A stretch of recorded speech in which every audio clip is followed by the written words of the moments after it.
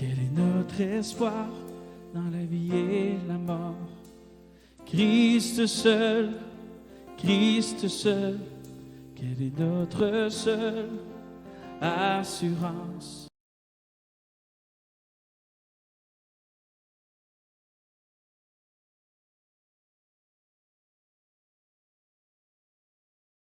Qu'il ne commande, qu'est-ce qui nous gardera jusqu'à la fin? L'amour de Christ qui nous soutient.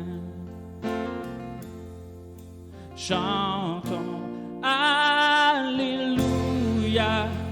notre espoir éternel. Chantons Alléluia, Jésus-Christ est notre espoir dans la vie et dans la mort.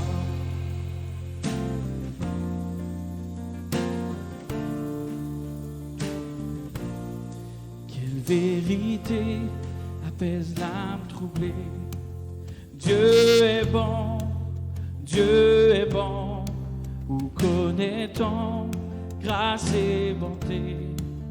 Dans le sang du Rédempteur qui nous rassure quand la peur survient, qui soutient mon droit et ma cause, qui nous secourt dans la tempête. Jésus-Christ, notre rocher. Chantons Alléluia, notre espoir éternel. Chantons Alléluia, Jésus-Christ est notre espoir dans la vie et dans la mort.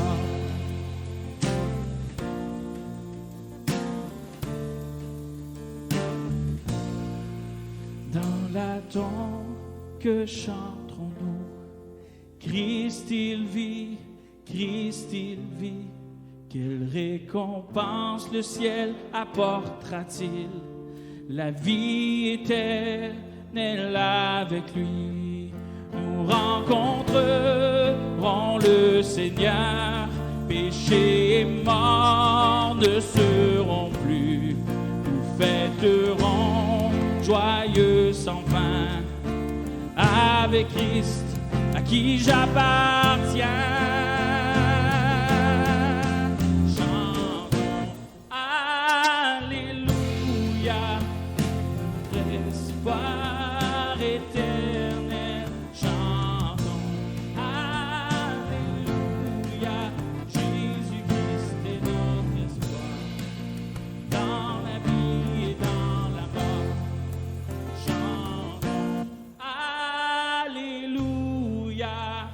Notre espoir éternel, chantons Alléluia, Jésus-Christ, notre espoir dans la vie et dans la mort.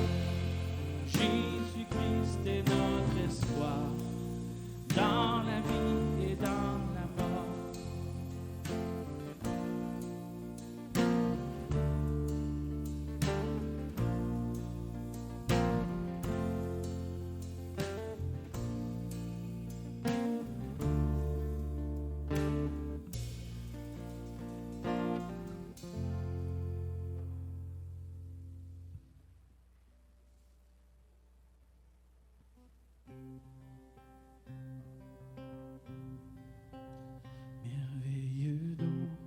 De Jésus mon Rédempteur, en lui le ciel a donné le meilleur. J'ai tout en lui, ma joie, ma paix profonde, l'amour parfait, justice et liberté. Oui, je le crois, mon seul espoir est Jésus, car ma vie à la sienne est unie.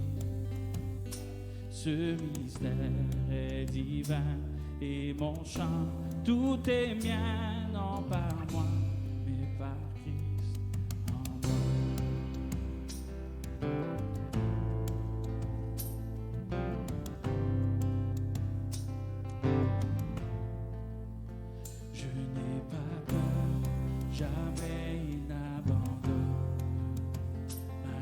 et la nuit, il reste mon sauveur.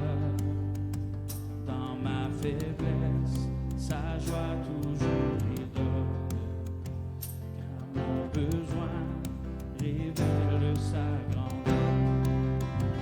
Oui, je le vois dans la vallée des larmes. Mon berger me soutient, me conduit.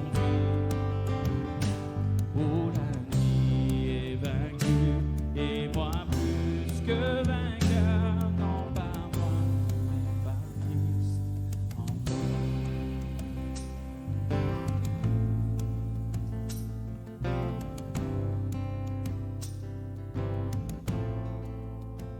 Oh, pardonnez ma destinée certaine, le prix payé, mon cœur est assuré. Jésus est mort, son sang brise mes chaînes. Ressuscité, la mort est renversée. Oui, je le vois, mon péché est abattu. Pour toujours, Jésus me défendra. Détaché de mes liens, oui, mon chant libre enfin, non par moi, mais par Christ en moi.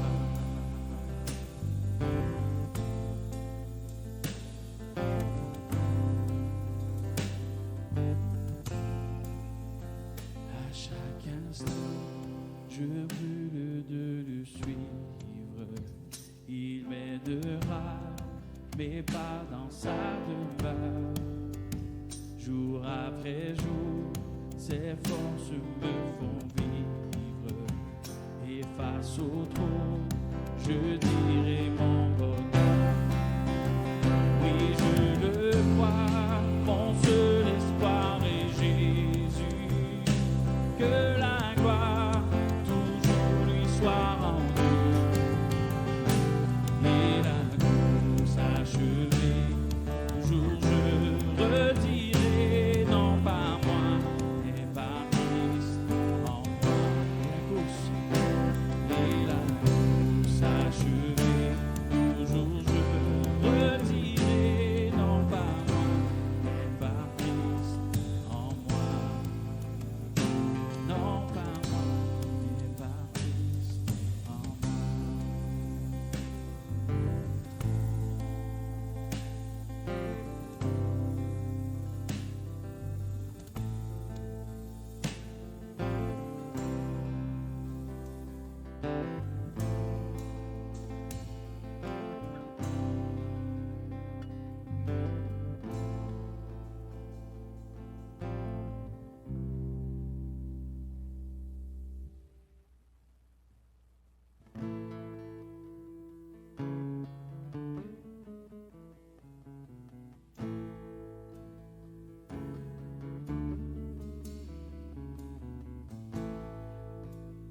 Quand je crains d'abandonner, Christ me gardera. Quand Satan vient me tenter, il me gardera. Sur ce chemin sans son aide, je ne tiendrai pas. Mon amour est souffrantier, il me gardera. Il me gardera. Il me gardera. Car mon sauveur m'aime tant. Il me gardera.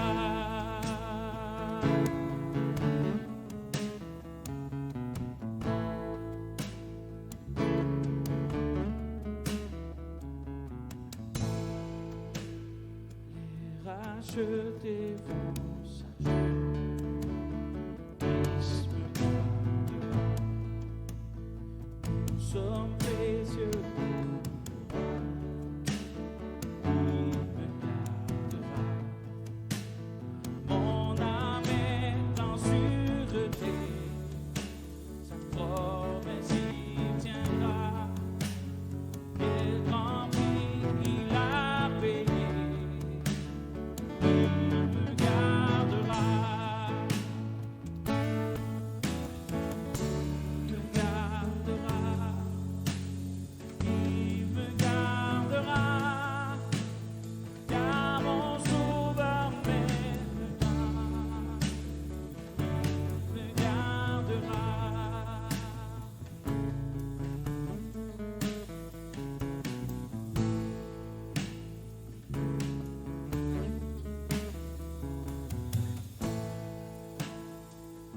il a souffert. Il me gardera. Sa justice est accomplie. Il me gardera. Avec lui ressuscité. Il me gardera. Oui, enfin je le verrai quand il reviendra.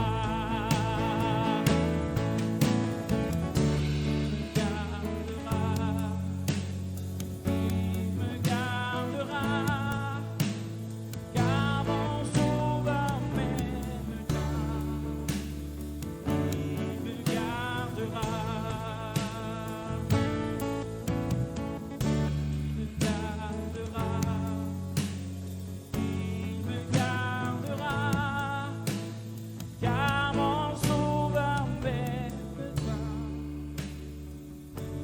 me gardera. Il me gardera, car mon sauveur m'aime tant. Il me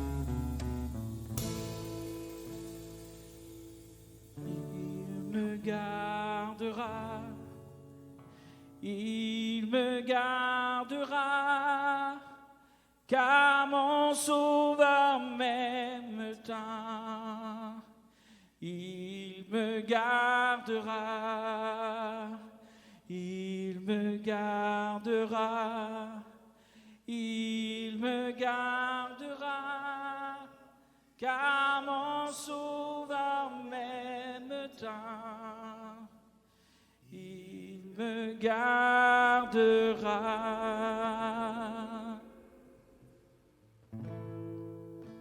Les cieux proclament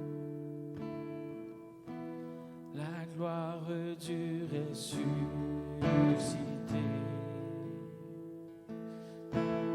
Est égal à la beauté du Seigneur. À jamais il sera l'agneau sur le trône. Je fléchis le genou pour l'adorer lui seul. Je veux chanter la gloire du ressuscité.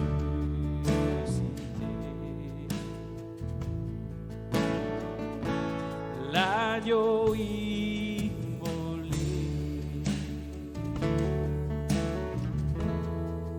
nous a rachetés pour Dieu.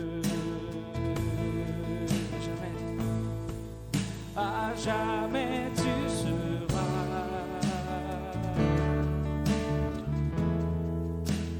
l'agneau sur le trône.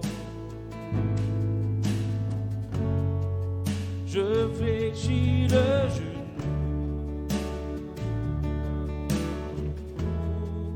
pour t'adorer toi seul. À jamais tu seras. À jamais tu seras l'agneau sur le trône.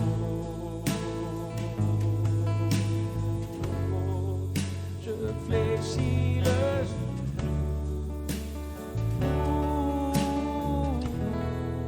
pour t'adorer toi seul.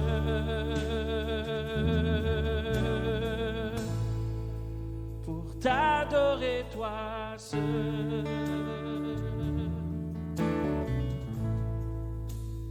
T'adorer toi seul. À jamais tu seras l'agneau sur le trône. je fléchis le genou pour t'adorer toi seul. À jamais. À jamais tu seras l'agneau sur le trône. Je fléchis le genou pour t'adorer toi seul.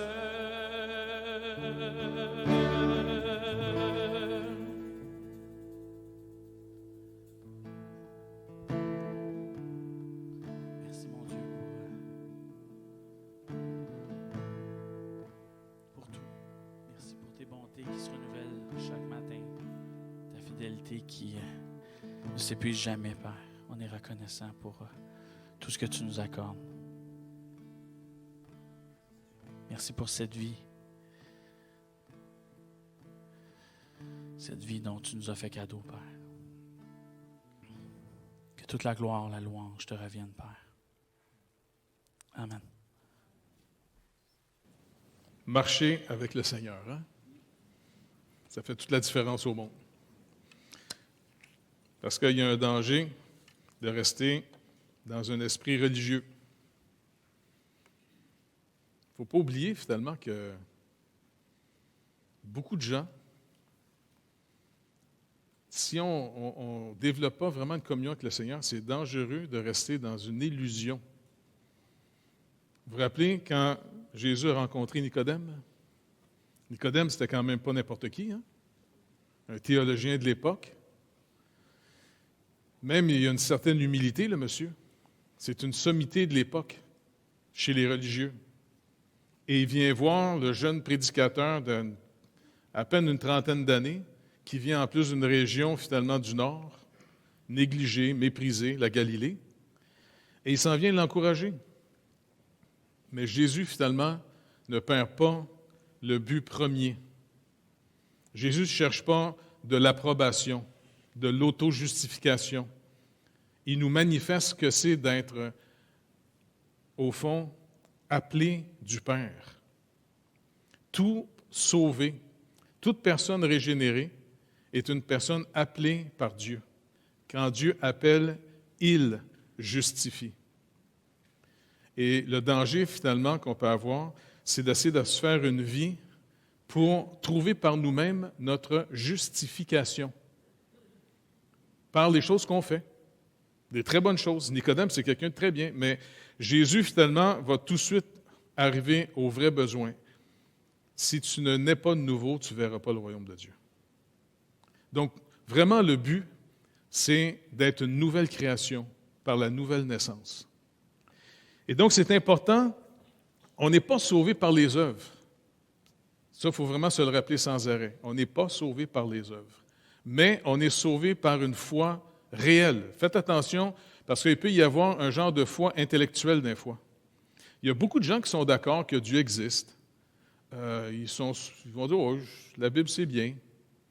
Mais leur vie, est-ce qu'ils ont vraiment rencontré le Seigneur? Est-ce qu'ils ont vraiment reçu le don de la vie éternelle?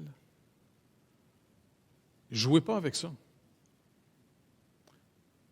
La parole de Dieu nous met en garde, nous autres les pasteurs et les anciens, dans l'Épître aux Hébreux à la fin, au chapitre 13.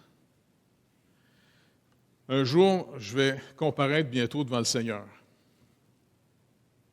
Parce que je vieillis, là. Je suis content aussi en passant. Je vais comparaître devant le Seigneur un jour pour rendre compte de tous les gens qu'il a amenés. Puis il y a bien du monde qui ont passé devant mon pupitre depuis 1978. Il y en a même qui sont ici dans l'Assemblée aujourd'hui qui n'étaient même pas nés dans ce temps-là encore. Mais, toute ma vie, quand mon pasteur en France me dit que Dieu m'appelait et qu'il a prié pour moi pour me mettre à part, et que plus tard, finalement, avec Greater Grace, ça a été confirmé par leur ministère, j'ai été ordonné d'eux autres. vais être honnête avec vous autres. Là. J'en ai parlé un petit peu avec les anciens matin. Là. Un de mes plus grands soucis, un de mes fardeaux les plus énormes, est-ce que je suis sûr que vous êtes tous nés de nouveau? C'est pour ça que, peut-être des fois je suis plate un peu quand je nous rappelle qu'on est pourris. Là. Il y en a qui sont tannés, qui sont plus capables de l'entendre, ça. Peut-être parce qu'ils sont trop pourris, puis les oreilles se décollent à force d'entendre ça, je ne sais pas. T'sais. Mais le but, finalement, de notre salut, c'est de voir de plus en plus que sans l'œuvre de Jésus-Christ, sans lui, on est totalement perdu. Et ce n'est pas n'importe quoi être perdu. Le Seigneur nous parle pour ceux qui auront négligé un si grand salut, comme l'Épître aux Hébreux le dit. Comment échapperons-nous? Et savez-vous à quoi le Seigneur veut qu'on échappe? Il y a un jugement qui s'en vient. Tous les êtres humains vont être jugés. Comme on finit le credo qu'on a résumé finalement les doctrines les plus essentielles, là, le fameux « Je crois en Dieu », ça finit en disant « Il va revenir, le Seigneur Jésus, pour juger les vivants et les morts. » C'est facile pour nous, chrétiens, de souvent parler du jugement de ceux qui auront négligé le Seigneur. Mais on oublie que nous aussi, en tant que croyants, la manière qu'on va vivre notre vocation après d'être rachetés et pardonnés, justifiés, on a une vocation à vivre. C'est pour ça que l'apôtre Paul va dire, vous avez remarqué, il donne beaucoup d'instructions pour savoir comment marcher avec le Seigneur. Donc, marcher avec le Seigneur, ça se développe. Comme Paul va dire à Timothée, « Exerce-toi à la piété. » Est-ce qu'il y en a des fois ici qui vont s'exercer au gym?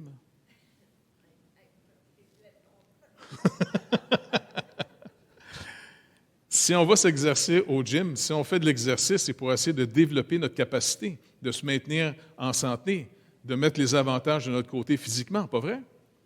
Bien, spirituellement, c'est la même chose. On a finalement à maintenir notre santé, notre vigilance spirituelle. Parce que le salut en Jésus-Christ, ici et maintenant, puisqu'on n'est pas dans un programme pour être sauvé, on n'est pas sauvé par les œuvres. On est maintenant sauvé par pure grâce. Il nous a appelés et quand Dieu appelle, il justifie. Et quand il justifie, il glorifie. Alors finalement, maintenant qu'on est racheté, si vous êtes né de nouveau, eh bien, c'est pour une vocation. C'est pas n'importe quoi. On est appelé à une vocation. Je n'ai pas accepté le Seigneur dans ma vie pour que je ne sais pas, je puisse avoir une meilleure vie humaine. Même si, honnêtement, il a béni énormément ma vie. Comme je pense la plupart d'entre vous, beaucoup ont été bénis, pas vrai, de croire dans le Seigneur.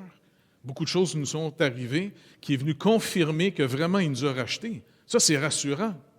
Mais en même temps, c'est pour nous rappeler qu'on n'est pas là pour nous en ce moment. Aussi bizarre que ça puisse paraître, là. On est là, finalement, pour ceux qui sont dehors et perdus. Et pour ceux à l'intérieur, de s'édifier les uns les autres. On est là ensemble pour rayonner l'œuvre de Christ. Donc, c'est pour ça que l'auteur de l'Épître aux Hébreux, il dit quelque chose d'assez intéressant au chapitre 9. Pas l'Apocalypse, excusez. Il nous rappelle finalement que dans le temple de la première alliance, il dit donc la première alliance avait aussi des ordonnances relatives au culte et le sanctuaire terrestre. Un tabernacle fut en effet construit. Et dans la partie antérieure, appelée le lieu saint, était le chandelier, la table et les pains de proposition.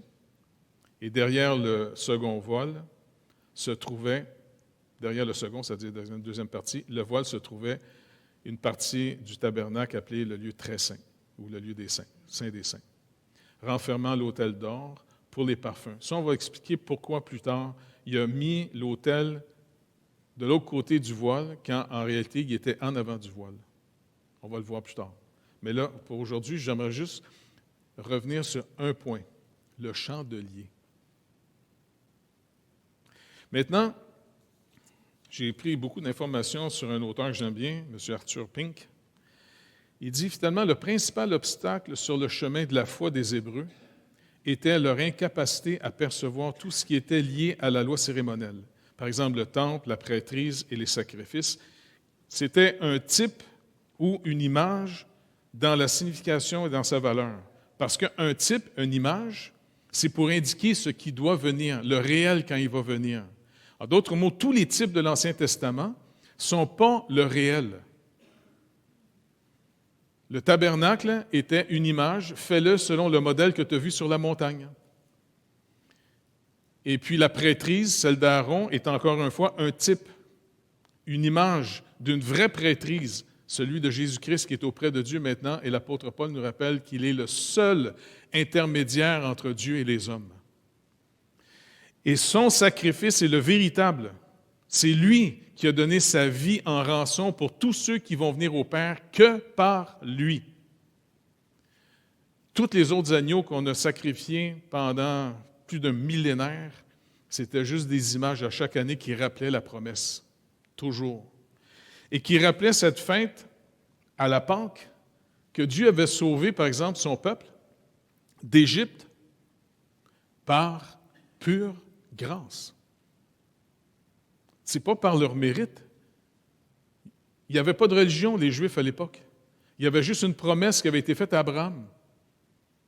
Est-ce que vous réalisez, finalement, quand ils étaient en Égypte, ils étaient juste des gens qui se rappelaient, peut-être en chantant, je ne sais pas comment ils faisaient, mais ils se rappelaient simplement la fameuse promesse qu'ils sont un peuple mis à part, une alliance que Dieu a faite avec leur ancêtre Abraham, et qu'un jour, le Seigneur va venir les libérer d'Égypte. Il l'avait promis à Abraham 400 ans plus tôt.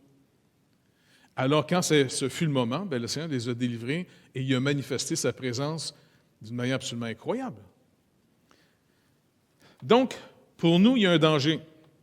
Hier, j'étais à des funérailles d'un ami, et puis dans une église catholique. Puis ce qui, je trouvais triste un peu dans tout ça, c'est que durant la cérémonie, il y a des passages bibliques qui étaient lus, par exemple Romains 8. Tu sais, il y a des vérités qui sont dites. Mais tout le scénario, toute l'impression, tu sais, il y a des fois, il y a des gens qui ont le don de prendre certains faits pour les orienter d'une certaine manière pour vous faire croire d'autres choses. Vous vous rappelez quand Dieu a demandé à Adam, « As-tu mangé l'arbre que je t'avais défendu? » C'était oui ou non, mais il n'a pas répondu oui ou non. Il a pris des faits. La femme que tu as mis auprès de moi m'en a donné à manger, j'en ai mangé. Donc, il donne des faits pour faire de la femme le bouc émissaire et blâmer le jugement de Dieu. « Hey, tu étais supposé dire que c'était pas bon pour moi d'être tout seul. Ben voici le cadeau que tu m'as donné, il est empoisonné. »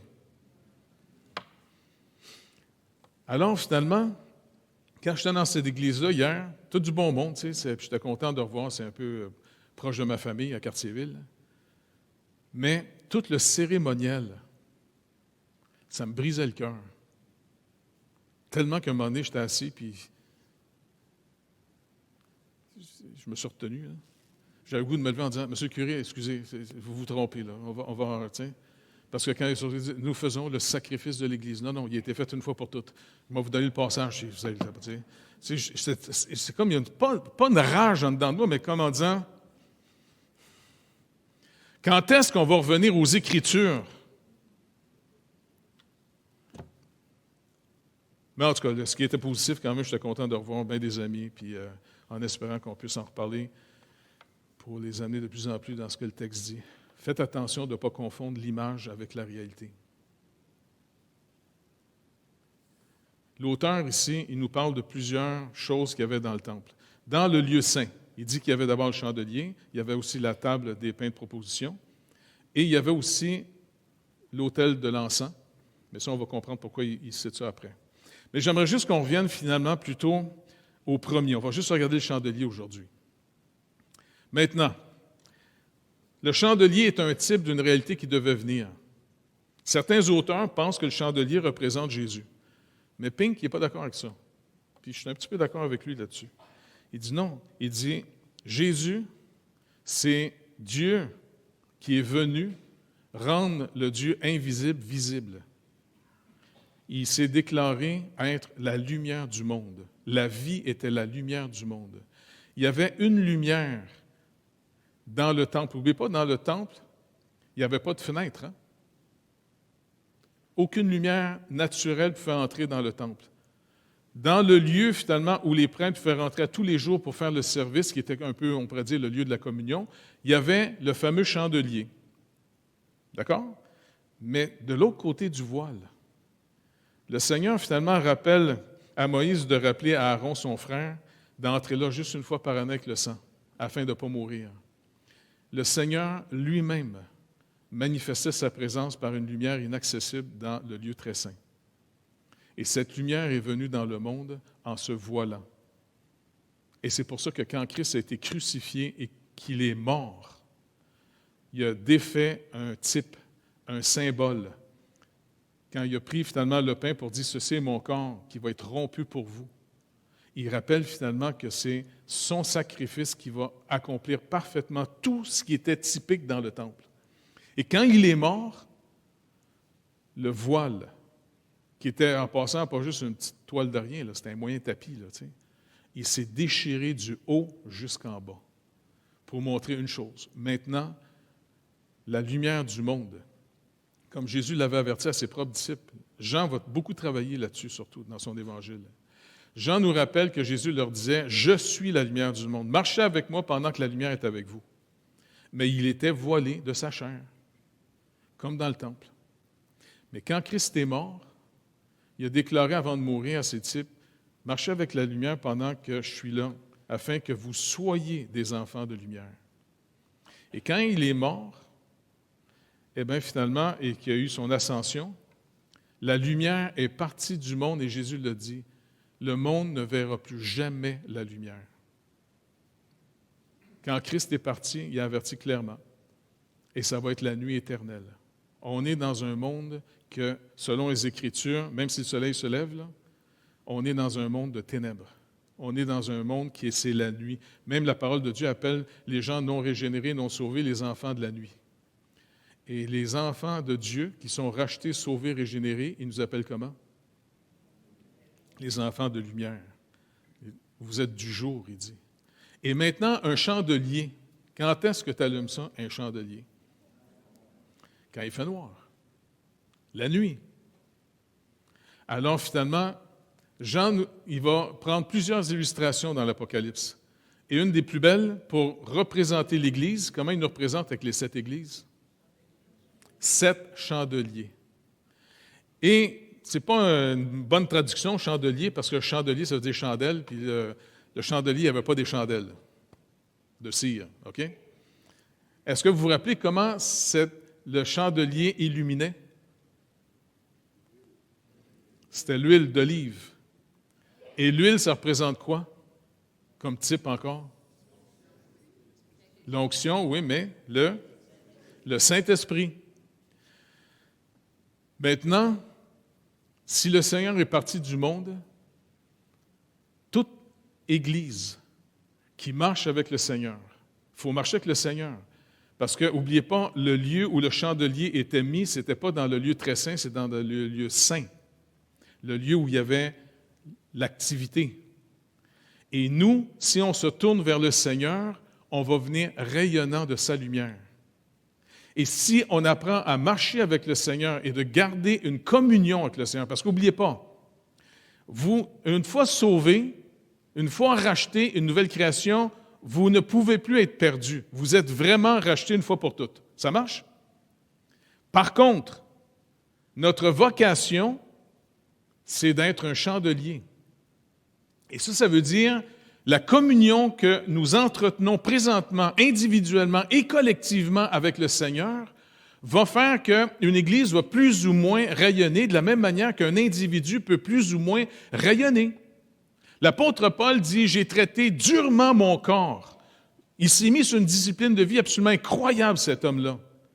Pourquoi? Parce qu'il dit aux Corinthiens « Afin que, après avoir prêché aux autres, je ne veux pas être moi-même rejeté ». Il ne parle pas de son salut, il parle de sa vocation. Combien, par exemple, je ne sais pas, même notre génération, on a connu une couple, des prédicateurs qui attiraient des multitudes. Je ne sais pas, les Swagger et d'autres, là, qui ont été, semblent avoir été utilisés par le Seigneur. Des multitudes sont venues les écouter. Mais est-ce qu'ils ont tous réussi leur vocation? Non. Parce qu'à un moment donné, ils se sont négligés et ils ont été pris finalement dans des fautes assez graves. La sexualité, l'argent sont des idoles mentionnées à plusieurs reprises dans l'Ancien Testament, typifiées.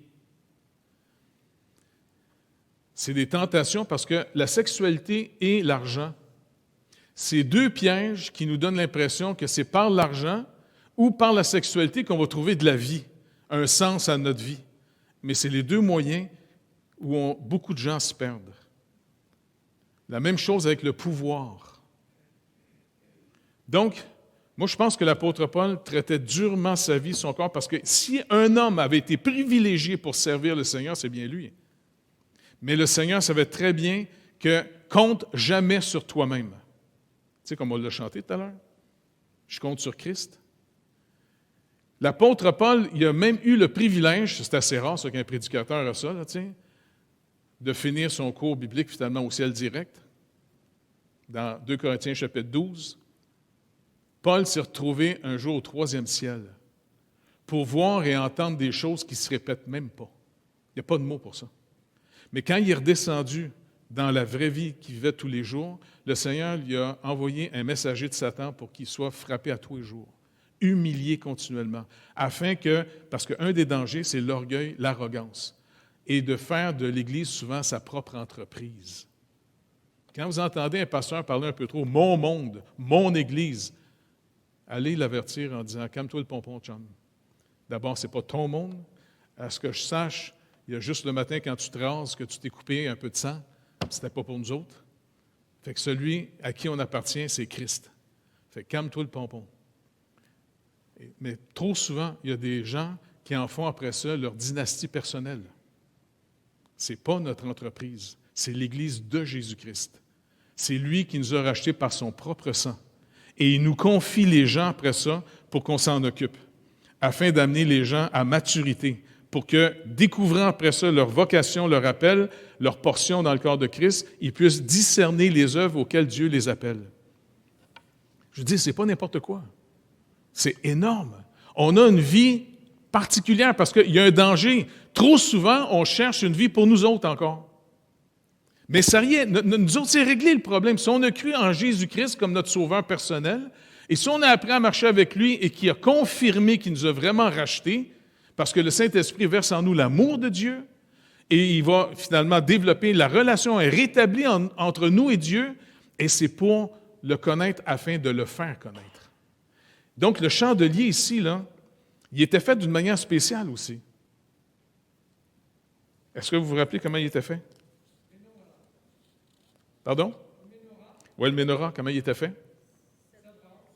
Oui, c'est vrai, il était fait de 7 branches. 3, une dans le milieu. D'une pièce comment? Oui, c'était en or. Contrairement à tous les autres meubles qui est en place, faits avec du bois d'abord, couvert d'or après, lui, il était d'or pur. C'était, dans le sens, un morceau énorme d'or, et il était fait martelé. Il a été martelé. C'est sûr que les artistes qui l'ont fait devaient être carrément dirigés par Dieu, parce que pour faire ça, tu dois être habile pas à peu près. Pour faire ça, il est martelé. Il n'est pas, contrairement au veau d'or, où est-ce qu'il y avait un moule et ils ont mis finalement l'or dedans pour que ça fasse la forme d'une vache, parce que quand Dieu était insulté pas mal, il a dit à Moïse, oui, ils ont fait une image de moi, ils m'ont fait comme une vache qui mange de l'herbe. C'est insultant un peu, ça, tu sais. Imagine-toi si quelqu'un fait le portrait de vous puis il vous dessine en gros cochon. Donc, contrairement à l'idole qui est coulée dans un moule, il devait prendre finalement un talent d'or et il était frappé. Et Jésus-Christ nous a montré comment marcher avec lui. Dans l'Épître aux Hébreux, il nous est rappelé, il a appris l'obéissance comment? Par les choses, les souffrances qu'il a subies. Parce que dans les souffrances, dans les manquements, que tout le monde cherche à fuir, soit par l'argent, soit par la sexualité, soit par le pouvoir, soit par les privilèges, eh bien, c'est dans la souffrance, dans le manquement, qu'on va apprendre à connaître le Seigneur pour savoir comment on transfère notre espérance en nous-mêmes et dans nos avoirs pour vraiment apprendre à dépendre du Seigneur. C'est quelque chose qu'on apprend un petit peu à tous les jours. Et ce n'est pas quelque chose que vous devez juste lire dans un livre. C'est le fun de lire ça dans un livre. Mais en réalité, si tu l'as lu dans un livre, très bien. Maintenant, es-tu prête à tous les jours à le vivre? Comment on s'attend au Seigneur en fonction de ce qu'il a promis être pour nous? Je ne peux pas être un témoin à moins de le connaître. Mais pour le connaître, lui, le Sauveur, c'est en me sauvant. Pas vrai? Les gens du monde, ils vont vous parler d'eux-mêmes, de leur réussite, de leurs accomplissements, parce qu'ils ont besoin de se donner un sens à leur vie. Le chrétien, finalement, il ne parle pas de ce qu'il a fait. Il va toujours vouloir parler de ce que Christ a fait. Que ce soit par lui, que ce soit par les autres, peu importe. Nous, on a reçu l'appel du Seigneur. Il a dit 3 choses. Tu sais, il y a une foule à un moment donné qui voulait suivre Jésus. Mais regardez bien, il voulait suivre pas le vrai Messie. Il voulait suivre celui qui fait du pain à volonté, celui qui guérit, celui qui délivre, celui qui te rend, tu sais, dans le sens... Il était plus que de l'argent, Jésus. Mais Jésus voyait que ces gens-là n'avaient pas compris du tout le but des miracles. Et c'est pour ça qu'il a dit à ses disciples, non, parce que même ces deux, vous vous rappelez, Jacques et Jean, la maman de Jacques et Jean, qui était une madame qui avait du cash, elle subventionnait les voyages de Jésus, elle. Elle était gentille, il n'y a pas de problème, elle était gentille. N'oubliez pas, faites attention à votre gentillesse dans votre tête, on peut tous être bien gentils. Mais tant que le Seigneur ne nous délivre pas, il ne donne pas finalement vraiment un éclairage clair. Elle a dit finalement à Jésus, quand tu vas rentrer dans ton règne, tu peux-tu te rappeler de mes 2 fils? Elle jouait un petit peu en essayant de faire sentir Jésus coupable en disant, qui c'est qui a payé le gros de tes voyages, toi là? Tu pourrais-tu faire un petit retour, s'il vous plaît? Mais c'est le fun parce que Jésus, tu ne peux pas l'acheter. Ça, c'est trop trippant avec Jésus. Confiez-vous à lui, dites-y tout ce qu'il y a dans votre cœur, parce qu'au moins lui, il ne sera jamais infecté par vos niaiseries. Jamais on ne pourra le gagner de notre côté. Toujours, lui, va nous gagner de son côté pour qu'on marche dans la vérité avec lui. Ça, c'est vraiment rassurant. Alors, il dit non, ils ne savent pas de quel baptême il doit être baptisé. Puis il leur dit, pensez-vous être capable? Oui. Oui. Ben oui, tu sais, ils l'ont juste lu dans la Bible, ça. Puis le dernier baptême qu'ils ont vu, c'est un gars qui met dans l'eau pour qu'on le sorte de l'eau. Non, il dit, ils vont être massacrés. Vous voulez vraiment me suivre? Il n'y a pas de problème. Vous allez marcher maintenant dans un monde qui m'a rejeté et la lumière part du monde. Et maintenant, je vais vous placer dans le monde comme des chandeliers. Et comme ils m'ont attaqué, ils vont vous attaquer. C'est pour ça que l'apôtre Paul rappelle aux chrétiens de faire attention. Ne devenez pas chrétiens pour avoir la plus belle vie au monde sur terre. Tournez-vous vers le Seigneur pour marcher avec lui, mais réalisez où vous allez marcher. Vous allez marcher au milieu de ses ennemis. Tous ceux qui vivent pieusement en Jésus-Christ, pour vrai, en d'autres mots, seront persécutés. Alors, finalement, le chandelier, comme Jésus nous a montré lui-même pour être, au fond, dans le sens, il a appris l'obéissance par la souffrance, et il va nous rappeler à nous la même chose. Est-ce qu'à tous les jours, j'apprends de plus en plus à moins compter sur les gens et surtout à moins compter sur moi? Et ça ne veut pas dire d'être passif, ça. Activement, comment j'apprends à me confier dans le Seigneur? Comment j'y fais connaître tous mes besoins? C'est lui qui me dit, fais-moi connaître tous tes besoins, décharge-toi sur moi de tous tes soucis, car moi-même prends soin de toi. OK, on va apprendre ces choses-là. Un petit peu à tous les jours. C'est une chose d'entendre la théorie, mais c'est une deuxième chose. À tous les jours, on va avoir des occasions de se confier dans le Seigneur ou bien de continuer de vivre notre ancienne manière. Alors, finalement, moi, je pense qu'on a quelque chose un trésor énorme ici. Si on est pour être un chandelier, prions le Seigneur qu'on soit de plus en plus lumineux. Parce que faites attention, il dit à une certaine église, à l'église d'Éphèse, dans l'Apocalypse, si tu ne reviens pas à ton premier amour que tu as perdu, c'est une église qui avait de très bonnes doctrines, des bonnes œuvres, ça allait très bien, mais ils avaient perdu leur premier amour. Et le Seigneur dit, retourne à tes premières œuvres. Sinon, une conséquence va arriver à Éphèse. Qu'est-ce qu'il dit à cette église? Sinon, j'enlèverai ton chandelier. Il y a des pays qui ont brillé. Pensez à ce pays, l'Asie mineure aujourd'hui, savez-vous c'est où? C'est en Turquie.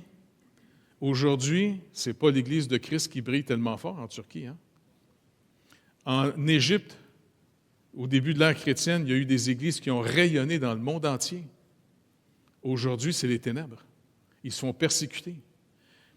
Que ce soit le Liban ou que ce soit encore un peu vers la Syrie, est-ce que vous réalisez que c'est ces gens-là, des gens de la Syrie, entre autres, comme, comment il s'appelait, Potin et puis Irénée, ont été envoyés pour évangéliser la Gaule. Ils arrivaient dans des pays barbares et ils ont péri. Ils l'ont fait, dans le sens, quand ils partaient, c'était un billet aller seulement. Le billet retour, c'est au ciel. On peut juste demander au Seigneur une chose. Si on est là pour toi et tu veux qu'on rayonne vers ceux du dehors, en tant qu'Église, Seigneur, on va prier comme tes apôtres ont prié. On est tout aussi peureux qu'eux autres. Ça ne nous tente pas de souffrir, mais on ne veut pas être infidèle. C'est trop facile de jouer à la grosse pute. Hein? Les églises peuvent être des grosses putes. On peut devenir des grosses putes. Désolé pour les madames, là, il y a des putes gars aussi. Là. On est capable finalement de se vendre aux plus demandants. Mais moi, je trouve une chose qui est très bonne pour les chrétiens, assister le plus souvent possible à des enterrements. Ça va vous rappeler le vôtre bientôt. Puis, allez pas juste en disant « Non, c'est rien que les vieux qui meurent. » Non. Il n'y a pas d'âge pour partir. Et dites-vous une chose. Moi, je veux comparer devant le Seigneur, puis je lui demande régulièrement, vu que tu es Dieu, pour toi, il n'y a rien d'impossible. Même de prendre un insignifiant comme moi, tu peux-tu finalement, par toute ta puissance, Seigneur Dieu, s'il vous plaît, me faire marcher avec toi? Je peux juste compter sur toi. Je ne peux pas compter sur moi. Tu le dis toi-même, Seigneur, tu le dis toi-même à tes propres disciples. Le jeune homme riche, là, c'était quelqu'un de bien plus capable que les apôtres. C'est un petit gars solide, il a un moral fort, il suivait la loi de Dieu et il est assez éclairé pour réaliser « je n'ai pas la vie éternelle ». Qu'est-ce qui me manque pour avoir la vie? Quand il vient au Seigneur, il demande. Je veux dire, c'est un gars qui il y a des gens qui sont nés plus riches que d'autres dans leur tempérament, dans leur personnalité. Pas vrai? C'est vrai, il y a des gens qui sont nés avec des bons caractères, qui sont gentils, qui sont capables d'en prendre, puis il y en a d'autres qui sont nés en criant. Pas vrai? Mais, peu importe comment on est né, le Seigneur nous a donné une super leçon.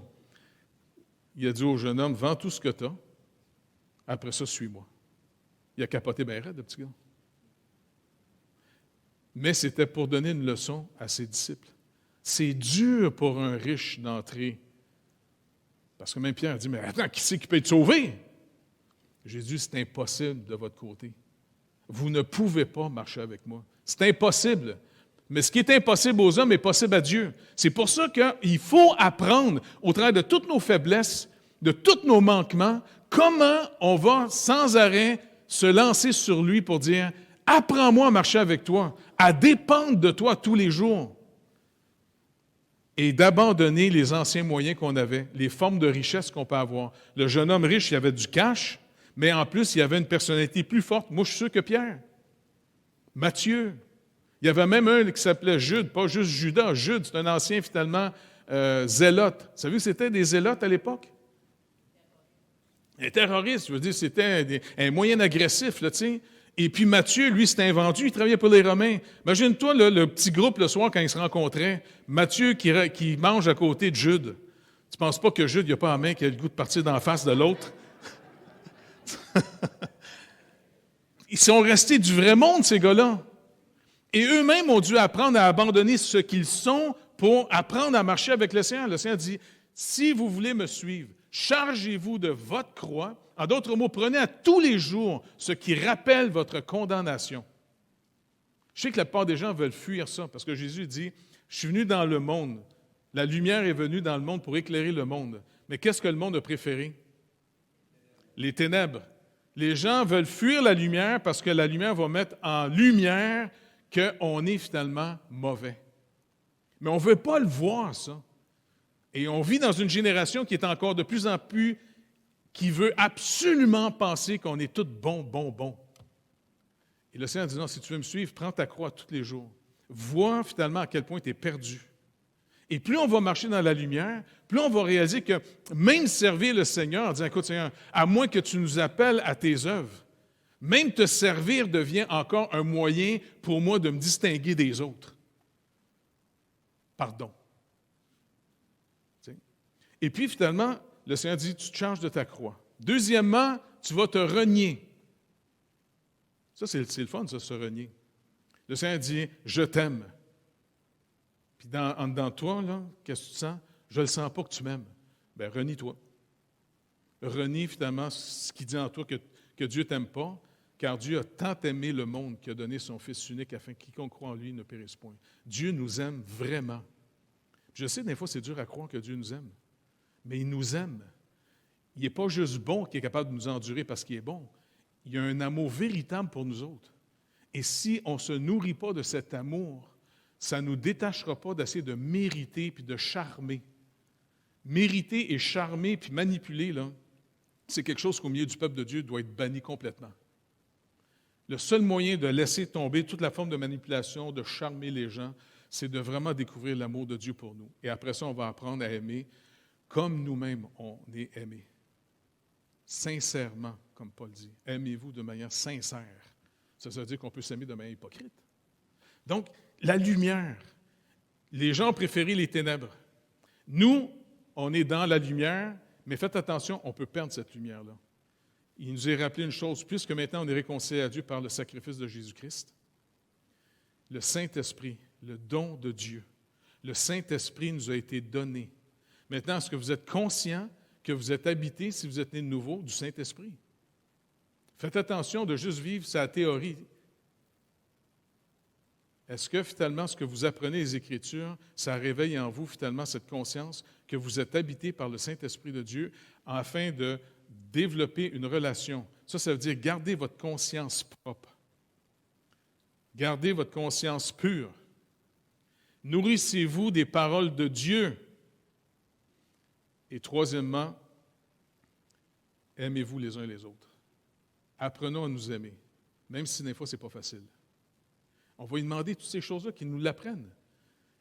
Il nous habite. Le Saint-Esprit nous habite. C'est pour ça que maintenant, faites attention. Puisque l'Esprit de Dieu, qui est l'Esprit de la famille, nous habite, si on est né de nouveau, si vous n'avez pas le Saint-Esprit, je suis désolé, vous avez beau être religieux, vous avez beau faire ce que vous voulez, ça ne changera rien.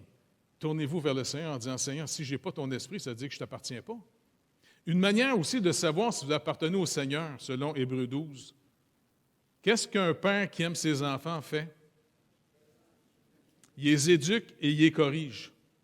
Un père qui aime ses enfants, il va être concerné à amener ses enfants à être éduqués, développés, pour qu'ils puissent rentrer dans la vie le mieux équipés possible. Pas vrai? Eh bien, si vous êtes vraiment né de nouveau et que vous vivez en cochon, bien, je suis désolé, vous êtes en train de vous faire accroire des histoires, là. Tournez-vous vers le Seigneur pour vous. Demandez-y. Demandez-y à lui. Il y a un lui qui peut répondre à ça. Est-ce que vous êtes réellement né de nouveau? Si tu vis n'importe comment et tu penses finalement que tu es né de nouveau et que tu n'as aucune discipline de la part de Dieu, jouez pas avec votre salut là-dessus. Faites attention. On est des pros pour se raconter des histoires qu'on veut croire. Il faut aller au Seigneur. Toujours. Et au début, ce n'est pas agréable. Parce qu'en réalité, il va démolir les idoles dans notre vie, dans lesquelles on se confiait avant, pour être quelqu'un, pour de plus en plus nous donner une vraie restauration, un vrai pardon, une vraie communion avec lui. Moi, là, je devrais rendre compte au Seigneur de tous ceux qui sont passés à l'Église. Je veux être sûr que tout le monde a entendu clairement le salut. Je veux être le plus responsable possible. Puis je sais, finalement, des fois, je joue ma paye à tous les dimanches. Non, il y a des gens qui haïssent, là. Moi, j'en ai eu plusieurs qui m'ont haï en chemin. Ils bloquent leur dîme, puis ils parlent contre moi dans l'Église, ils essaient de tout détruire. Hey, on s'en va. On va le sacrer dans la rue. Bon, je dis, Seigneur, je suis content d'être de plus en plus vieux, je suis de plus en plus proche de la maison. J'ai-tu hâte de rentrer chez nous? Ça ne va pas être béni, ça? En plus, on va tous se reconnaître sans la chair. Puis on va se trouver bien agréable quand on va se voir de même. On n'aura plus notre chair. Donc, pour l'instant, l'Église est un chandelier. Et ça, pour le chandelier qui soit bien formé, il doit être fait, frappé pour être fait pour, après ça, recevoir l'huile du Saint-Esprit en vue d'éclairer. Donc, c'est pour ça que, est-ce qu'on désire se remettre vraiment au Seigneur, à ce qu'il continue à nous former toujours par sa parole, parce que c'est sa parole qui est la vérité, c'est comme ça qu'il nous sanctifie, c'est comme ça qu'il va nous instruire ce qu'on doit savoir, et le Saint-Esprit va illuminer la parole dans notre entendement, et l'illumination de l'entendement, comme il est marqué dans Éphésiens chapitre 1, eh bien, c'est en vue, finalement, est-ce que je sais comment prier après? C'est la prière de la foi que Dieu répond. Ce n'est pas une prière, finalement, avec incantation continuelle. Il y en a qui pensent que prier par la foi, c'est de fatiguer le Seigneur sans arrêt, de répéter 25 fois la même chose. Le Seigneur dit, écoute, ben, tu peux me le dire juste une fois, je ne suis pas sourd. Mais si ce n'est pas une prière de foi, je suis désolé. La prière de la foi vient de ce qu'on entend. Ce qu'on entend vient de la parole de Christ. C'est ça, notre but de marcher avec le Seigneur. Donc, ensemble, on peut juste s'encourager. Parce que, n'oubliez pas, on a tous un potentiel de perdre notre vocation. On a toute la chair encore. Protégeons-nous les uns les autres. Prions les uns pour les autres. Veillons les uns sur les autres. Personne n'est à l'abri de perdre la vocation. Fait qu'ensemble, par contre, on peut se protéger puis se garder. Fait que Dieu voulant, la semaine prochaine, on va parler maintenant de la table où est-ce que les pains de proposition. Qu'est-ce que ça typifiait? Qu'est-ce que ça représentait? N'oubliez pas, le lieu saint, c'est le lieu de la communion. Et si on est pour rayonner dans le monde, le chandelier, on l'a vu aujourd'hui. Deuxièmement, la table des pains. Et troisièmement, l'autel de l'encens. Qu'on puisse voir ces trois types. Ça, c'est l'Église. Et pour nous maintenant, le voile est déchiré. Et on peut entrer dans sa lumière. Car la lumière est partie du monde, mais le Seigneur Jésus est parti s'asseoir sur son trône. Et là, on a accès au trône de grâce. On a accès à une lumière que le monde ne peut pas avoir. En d'autres mots, en dehors de vous qui connaissez le Seigneur et qui va continuer à développer votre communion avec lui, le monde ne peut plus trouver par lui-même le Seigneur Jésus. C'est pour ça que nous sommes envoyés dans le monde pour aller annoncer la seule et unique bonne nouvelle dans le monde. Le monde ne peut plus trouver par lui-même. Puis même s'il y a des gens qui disent non, non, moi j'ai entendu même des chrétiens rétrograder au point de dire ben non, tout le monde va être sauvé à la fin. Tu fais là, toi là? Non, je vous dis, il y a des gens qui ont dégénéré à ce point-là, qui disent que tout le monde va être sauvé. C'est pour ça qu'ils ne se donnent jamais aux autres, puis ils ne vont jamais évangéliser, ils ne vont jamais s'organiser pour sortir le message. Non, pour eux autres, pourquoi je gâcherais ma vie? Je veux dire, moi, là, je n'ai pas de temps à perdre avec les autres. Tout le monde va être sauvé de toute façon. C'est un mensonge du malin pur et dur. Ça veut dire que ces gens-là, ils ont vraiment, soit qu'ils sont aveugles quand ils lisent leur Bible, là, ou bien ils ne la lisent jamais. Deuxièmement, ce n'est pas la nature. Romains chapitre 1 nous rappelle simplement qu'un Dieu vrai et juste existe. Même des philosophes grecs non chrétiens ont déduit, en observant la nature, comme Socrate, qu'il doit avoir un Dieu final. Aristote lui a dit, il doit en avoir un qui est celui qui fait le premier mouvement des choses. Même si ce n'était pas exactement ce que la Bible dit, mais ce n'est pas grave. Ils sont arrivés à des déductions, puis même Platon a rappelé les paroles de Socrate. Et Socrate dit non, un jour, il va avoir un jugement. Il va avoir un jugement, pas dans cette vie seulement. C'est trop facile pour beaucoup de gens d'éviter les conséquences des mauvaises actions qu'ils font aujourd'hui. Et pour lui, c'est comme ça qu'il déduisait que l'âme doit être éternelle et qu'il doit y avoir un jugement. Le gars, il n'avait même pas les Écritures, mais il n'y avait pas la solution. La solution était en Israël. L'agneau de Dieu. En dehors de l'Église. Et surtout que l'Église ne devienne pas corrompue par le monde. En dehors de l'Église qui vit du Seigneur, qui reçoit la sève du Saint-Esprit finalement dans le chandelier et qu'on s'illumine de la lumière que Christ met dans nos vies, Le monde ne peut pas savoir comment s'en sortir. Ça ne me dérange pas de savoir que le journal a annoncé que 50 % de la province de Québec ne croient pas en Dieu. Plus ça va mal, mieux c'est le fun. Pas vrai? Nos projets commencent toujours comme on espère que ça marche, ça foire à tous les fois, et le Seigneur lui-même fait son œuvre après. Mais s'il y a 50 % qui ne croient pas, ça ne me dérange pas. De toute façon, même ceux qui croient en Dieu, est-ce qu'ils croient comme il faut? Les Juifs croyaient en Dieu. Les musulmans croient en Dieu. Il y a plein de religions qui croient en Dieu. Mais Jésus le dit, « Nul ne vient au Père que par moi. » Est-ce qu'on est assez crédible pour pouvoir sortir le message? Que le Seigneur vienne à notre secours. En passant, je suis vraiment béni un matin de vous voir, c'est sûr, mais surtout de voir mon ami Marc, que je viens de remarquer en arrière. On a prié pour Marc longtemps, il est là, Marc de Courville. Pas béni, ça?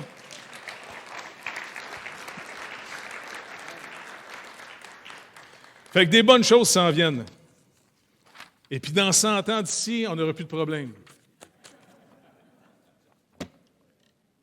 Ça fait qu'on va continuer à prier pour discerner toujours les œuvres de Dieu, d'accord? Nous sommes son ouvrage, créé en Jésus-Christ, pour les œuvres que Dieu a préparées d'avance afin qu'on y marche. C'est juste en marchant dans ces œuvres qu'on va faire consumer finalement l'huile. Pour que l'huile puisse rentrer continuellement, il faut que la petite mèche brûle. Puis c'est pas la mèche qui brûle, c'est l'huile qui brûle. C'est quand il manque du Saint-Esprit que le chrétien brûle. Vous avez déjà remarqué vos petits fanals d'un fois en été, là, quand il n'y avait pas assez d'huile, ça devenait rouge, ça ne fait plus beaucoup de lumière, puis ça brûle. Donc, nous autres, les chrétiens, il faut rester trempés dans le Saint-Esprit continuel et que là, on brûle de la vie de Christ pour rayonner son seul espoir qu'il donne au monde. Il a dit à Israël, vous étiez le sel de la terre, mais vous avez perdu votre saveur. Le sel était un rappel d'une chose, selon l'Ancien Testament. Lévitique 2,13, tu mettras du sel sur toutes tes offrandes. C'est pas que Dieu mangeait du steak salé, là.